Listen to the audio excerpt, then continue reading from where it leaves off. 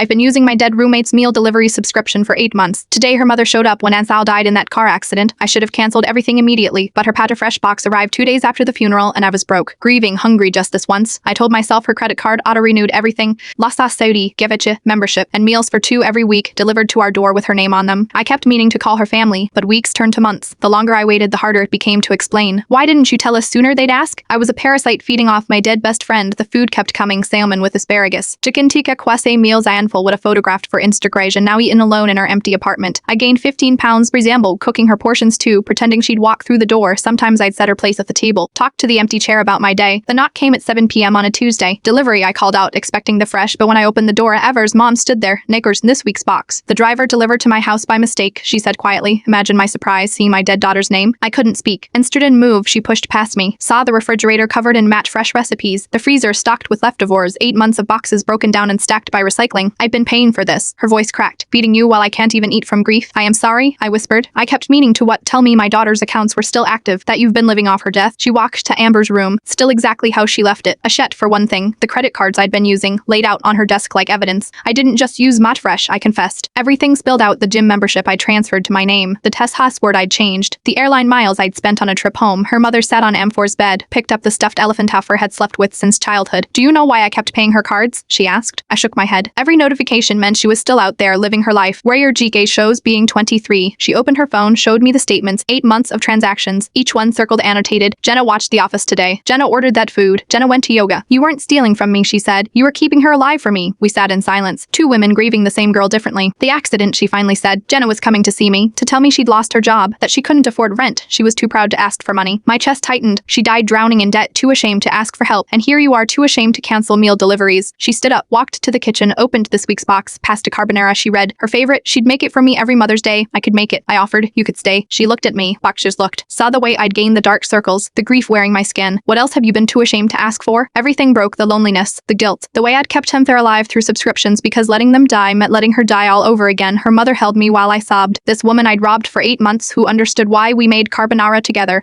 set 3 places at the table, reprint stories about Onfor that hurt less when shared before leaving. She handed me an envelope for rent, she said. Jenna would want you to stay, to live, to ask for help. Inside was enough for 3 months, and a note. Stop apologizing for surviving. The Tafresh box still comes every week, but now it has my name on it, paid for by a mother who understands that grief makes us do shameful things, and sometimes those shameful things keep us alive long enough to heal.